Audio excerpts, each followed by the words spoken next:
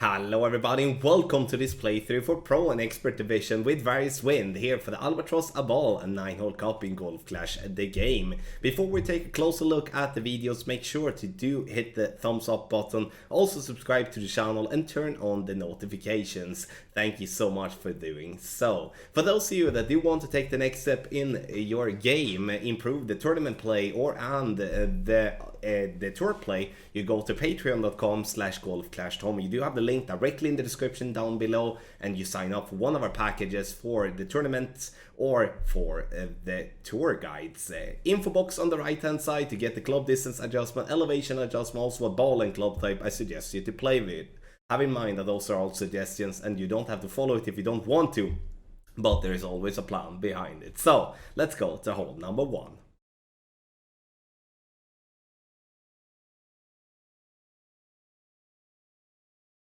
So for hole number 1, here we are going to play over to the other fairway. We are looking to position ourselves nicely into short iron range. So we're starting in max distance, using the club with the most power. All side spin that we possible can, combined with the top spin that's going to be somewhere between 4 to 7 bars of top spin, depending on what wind angle is going to be and stuff like that. Adjustment max plus 10.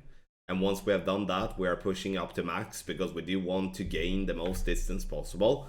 However though, have in mind that if you do play in straight tailwind, don't push up too far, or let's say like this, leave the push up because otherwise you might risk going into the water. Some curl to the right, we are bouncing on the fairway over to the other fairway. Now we are in a very good spot on making an albatross here from distance. Second shot, we use any short iron that we feel comfortable with. I would say though that if you are a thorn person, make sure that you do have the thorn in level 9 if you're going to do the rough bump, because otherwise there might be that you don't have enough topspin to get the ball guideline to hole. So the Hornet, the Falcon, those two clubs are much better if you're not having the thorn in max level. 10% elevation through distance. Obviously the elevation will vary depending on what wind direction you have. If you adjust from a higher to a lower point or lower to a higher point, all of that will matter and something to have in mind. But an albatross nonetheless here on hole number 1.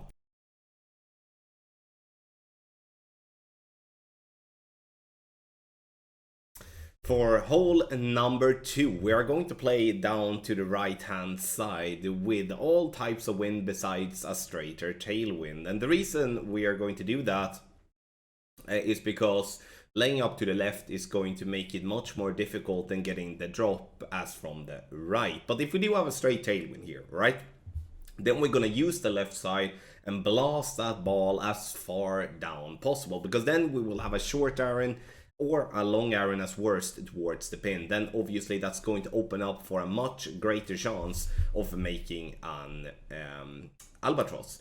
So the drive, even though I play with an extra mile, the reason I'm using the Apocalypse in the info box is to display that we do want to use the driver with the most power possible, because the further down we are getting, the better it's going to be. Max plus 10 for the adjustment. Second shot, we're going to bounce on the fairway before the sand and the rough. We can also use the rough that is above the sand to do a rough bump if we would like. 10% elevation is what I would be using there. It could be slightly less when it comes to the rough bump, as we don't have to compensate for the secondary bounce. So we are making the adjustment. We are going to bounce our ball over the rough and the sand as already explained and get the ball towards the pin.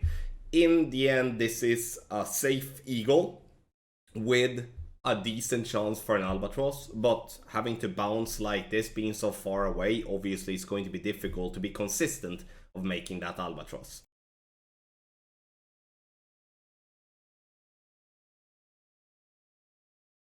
For the drive, use the driver with the most power and top spin possible. Here I'm using the extra mile level 8, but if you do have a club with more power and more top spin, such as the Apocalypse, use that one instead, because we do want to get this ball as far down the right side possible here, and that's going to be with all types of crosswinds and headwinds, and also with some slight tailwinds. However though, if you do have a tailwind, you can blast the ball down the left hand side, and that will open up for a long iron towards the pin, and that's definitely something that you should have in mind when playing this hole. So now we are down the fairway using max plus 10, we're using overpower, whatever we adjust into, to once again push the ball as far down the fairway possible. Now for the second shot, we're using I'm using the Cataclysm here just to make sure that I do have the power to lock in the eagle. Unfortunately, this wind here that we're having is going to be in general very boring. This due to the fact that we cannot really attack the pin in a good way, so we're going to have to just play ourselves up towards the green area and then just be done with it. And you know, playing that type of plays are actually pretty boring, and something is just to make sure to get yourself through without making any type of mistakes. And I'm about to make a stupid mistake here, hitting a double great right, and which I'm lucky to roll through the rough and be on the fairway. And sure, now it's an easy eagle, but if I would stay in that rough, then the eagle would definitely be in danger. So hole number 3 here offers some different alternatives, but the same thing with hole number 2 as it is here for hole number 3, I would say, and many of the par 5s we're gonna play in the Albatross-a-Ball 9-hole cup, is that if you don't have the wind that can push the ball, the wind that is crosswind at least, or tailwind, then you can't really attack the pin. You're gonna have to settle for the eagle.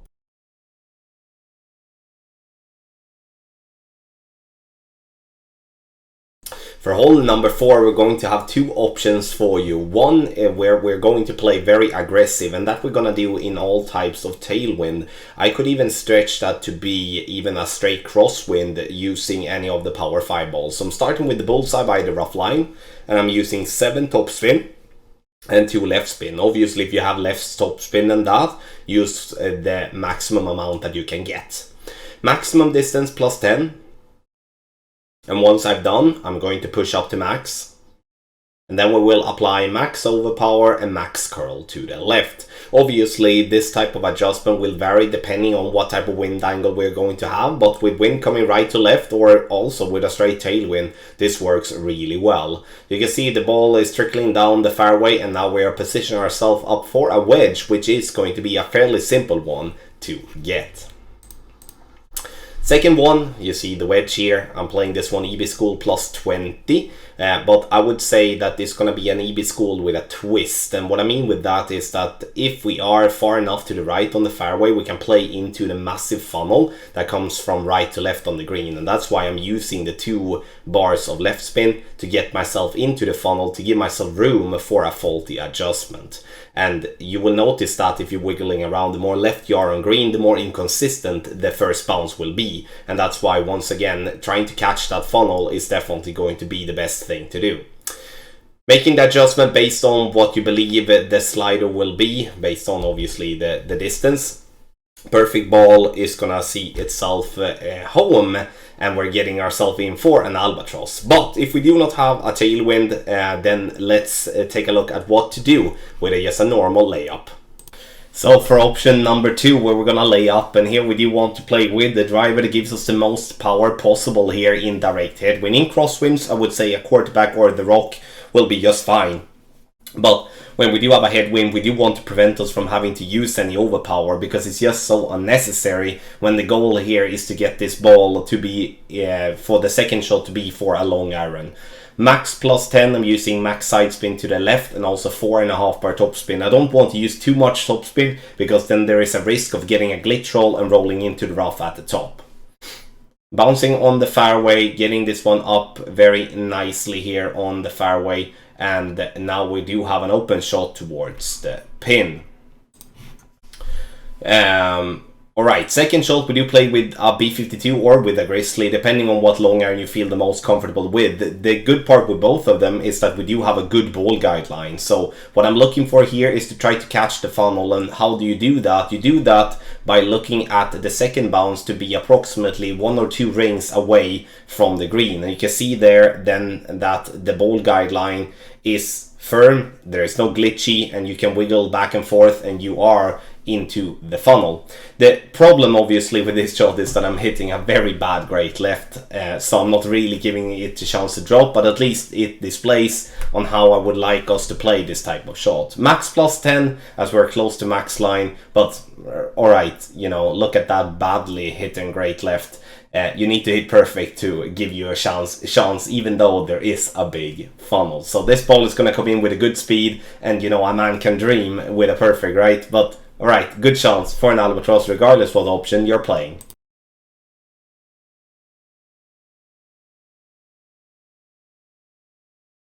For hole number 5 of the center harbor, we are going to play down to the, I would call it the center fairway pad, if that makes sense. The one that actually looks like a boomerang or a banana, whatever you would like to call it. So the goal here is to bounce on the fairway into the rough to slow the ball down and land on the fairway. Max plus 20, and I'm using max club. And here I think it's once again important to play with the driver that gives you the most power possible. And the reason for that is you do want to make sure that you can stay away from using any unnecessary overpower, because obviously using unnecessary overpower will complicate it massively. You might end up into the rough, then you might struggle to get into the green too. If we do have a tailwind here, you can use a power 5 ball or any type of ball that do have some topspin boost and actually bounce that ball down towards the green. If you do want to see an example of what I'm thinking about, then you can watch the master playthrough video and check hole number 5 there too, where I show you an example on how you can use a topspin boost from the third tee, which would be more or less the same as you would be playing from the second tee. So, second shot here now when we have to lay up. I'm using a wood club with a lot of power. Here we could technically have been playing with a sniper if we do have it in level 10. And I mean, if we do have the Cataclysm level 7 or better, then we do have the ball guideline, then we can stick with the Cataclysm. But otherwise, choose the sniper and gamble a little bit. In a worst case scenario, if you do have a crosswind or tailwind, you might have to push up a little bit or might have to go with a little bit of overpower. And that's just totally fine. We're playing downhill, so 20% elevation here too, with true distance number. Make sure when you do have a tailwind here to be aware of the fact that in some cases you adjust from a higher to a lower point, and then you need to do a couple of ticks of overpower, couple of clicks of underpower, as I'm doing here on the video, to make sure I'm not gonna fly too long. Clipping that rough just barely on the edge there, dropping it for an albatross, and it might look very difficult, but this shot is actually pretty easy to drop. And the reason for that is that there is a massive funnel, as you could maybe notice when I was wiggling around with my club. There's a massive funnel there, and if you are adjusting correct, you definitely have some room for faulty adjustments and get yourself an albatross there in the end.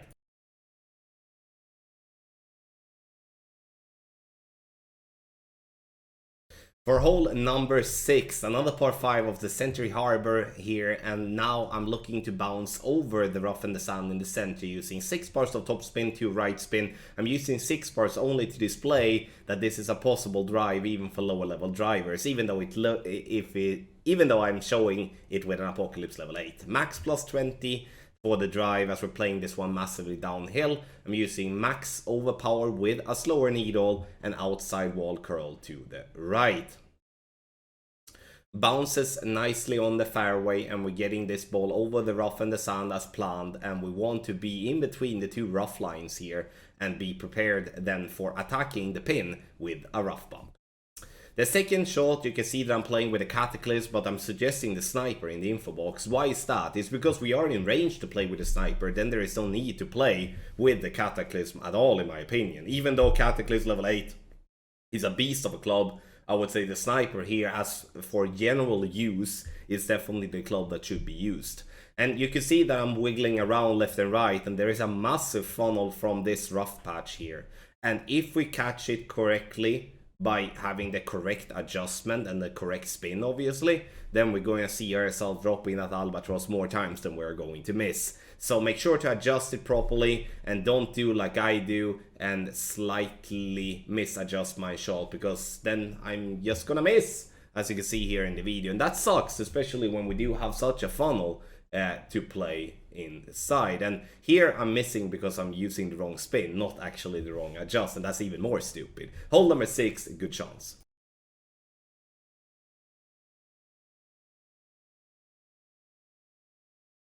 Hole number 7 is a par 5 of the Yamal Dunes, and this is one of my favorite par 5s, and this is one of many players' favorite par 5s, because Albatross is very likely to drop, because we're going to play into one of the biggest funnels there is in Golf Clash, and you will also see and notice that on your opponent's scorecards, because the opponents that you're playing against will most likely have an Albatross here. I would say more than 50% of your opponents will most likely have an Albatross on this hole. That might be a little bit too high of a number, but I do think that this is such a good chance, and we're gonna talk about that by looking at second shot. Max plus 10 for the drive, we're looking to get up to around 350. That's a perfect distance for us to attack the pin here now on the second shot. So, we're gonna use the rough bump.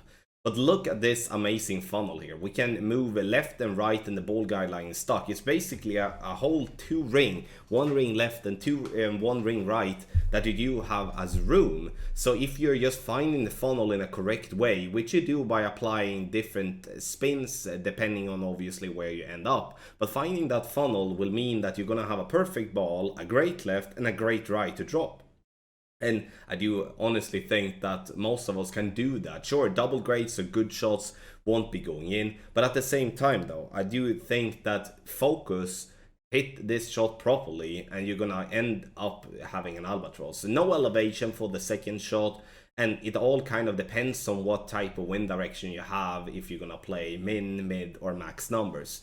And even though it looks like it's gonna fall short, it's downhill all the way, so the ball will roll. There is no glitch spots from that rough, so the ball will roll. It's all about getting into that funnel with your target on the second shot.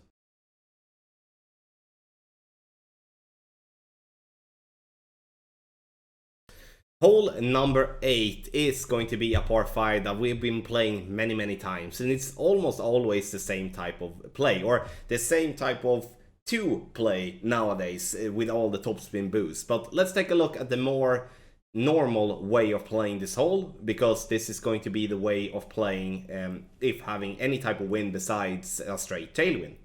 Quarterback is what I'm starting with. If I would be having headwind, I would be playing with the rock instead, just to give myself a couple of more yards of power. Max plus 10, and I'm using a side spin 3 ball, either a katana or a kingmaker, to make sure that I don't have to go with a lot of curl, which could complicate things if we are unlucky. Bounces on the fairway over to the next fairway, and from here we're gonna play a sniper towards the pin. So you could hear me say that we're gonna play this type of way in any type of wind besides a straight tailwind, and that's because with a straight tailwind we can push harder on our drive to use a club with a lot of topspin to bounce on that fairway that we are ending up on now, and then try to get the ball to green. And obviously the different topspin boost balls and stuff like that will come very handy here if you do have any of those to spare. Second shot, once again, it's going to be the sniper. It's going to be somewhere between medium and maximum distance of our club, or let's say somewhere between minimum and maximum distance of our club. So check where maximum club are, check where minimum club are, and then make a call to what you believe the club distance is going to be. The spins here will vary depending on what wind direction we're having. I like to use a little bit of left spin here, try to avoid being as close to the rough line on the left. The ball guideline short always if there is tailwind, but maybe not this short that I'm having here in the video, because I'm truly going a little bit heavy on that offset. 10% elevation, true distance number, and even though this is a possible drop, I would say having to play with a sniper from distance is not going to be a drop that you're going to drop all the time, because there is bumps on that fairway, there is a lot of things that can happen when it comes to playing a wood club from far distance. However though, hole number 8 shouldn't be a problem to get the eagle, and the Albatross is there to be claimed.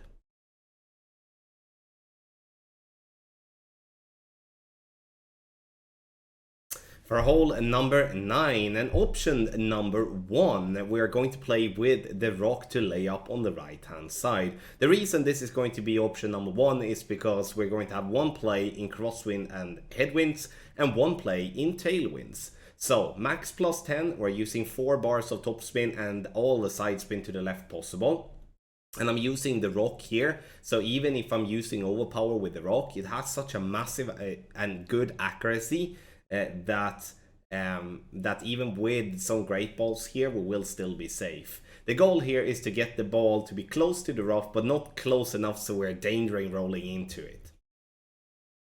Second shot, we play with our sniper, and here we can do 2 ways. 1, we can go for a rough bump if we do have the distance enough, or 2, we're going to bounce on the fairway before the rough. And I would say this is the more likely way of playing it if we do have a headwind in crosswinds or maybe a slight tailwind on the second shot. The rough bump, I would say, is definitely going to be a very valid play to play. So 10% elevation, true club distance, spin to be just through the hole in headwind, in crosswind spin to pin, so we're not going in and coming into hot. And then we do have a perfect ball here in the end, and we are obviously crossing our fingers to get this one drop for an albatross. When the camera turns around, we know it's going to be close. Will it drop? Yes, it does this time, and that's a nice one to have in our back pocket if we do have a crappy wind here. So option number 1, we do have a sniper, or like a rock and a sniper play, and then we're going to take a look at a little bit more aggressive play with a very good chance to succeed for an albatross if the wind is correct from tee. For option number 2 and the more aggressive version here, we do want to have a club with a lot of power, and I would recommend, if we do have an angled tailwind like this, to play with a power 4 ball. Doesn't matter what power 4 ball it is, just that it has at least wind 3. It could also have wind 2 or wind 1 or wind 0, but having a wind 3 helps with the second shot too. Now, stretch out to visualize the ball guideline going straight down the second fairway, and then we're going to make an adjustment of max plus 10. We make the adjustment, and then we're pushing up, and then we will be applying some overpower, and you can see that I'm using max overpower with this type of wind. Obviously try to hit perfect. A great right is better than a great left, and with a double great right here with an Apocalypse 6, I would consider myself a bit lucky to actually still be on fairway after the rollout here. But we do want to get over here, we do want to settle for a short iron towards the pin, which is going to be a very good chance, especially if we do have a straight wind towards the pin here, or we don't have a complete straight wind to pin, but close enough at least. So, ball guideline to be just short of the hole if we do have a tailwind, because otherwise we will come in hot. And we're going to use 10% elevation, so make sure to check where minimum distance are, maximum distance are, to make a decision based on that, so you get the club distance correct. Pulling over the bullseye is something I always do when with a thorn. It helps me to be accurate with my adjustment, and that's something I would suggest you to follow. Perfect ball, and we see this ball coming in nicely, but unfortunately we overadjust. Speed was good, but we overadjust, missing to the right. You cannot make that mistake. That should not be allowed. A perfect ball here, we expect it to drop. Now I was lousy with my adjustment, but hole number 9, regardless what way you're playing, offers a good chance for an albatross. Thank you so much everybody for watching this playthrough for Pro and Expert Division with various win for the Albatross-a-Ball 9-hole cup here for Golf Clash the game. Make sure that you do hit the thumbs up button before you walk away from the video, but also go to patreon.com/golfclashtommy to check out our Pro or Expert Ultimate Tournament guides. Those of you playing Master, we do obviously have for you as well. Link to patreon.com/golfclashtommy is directly in the description down below. Thank you so much for watching, and good luck in your Golf Clash game.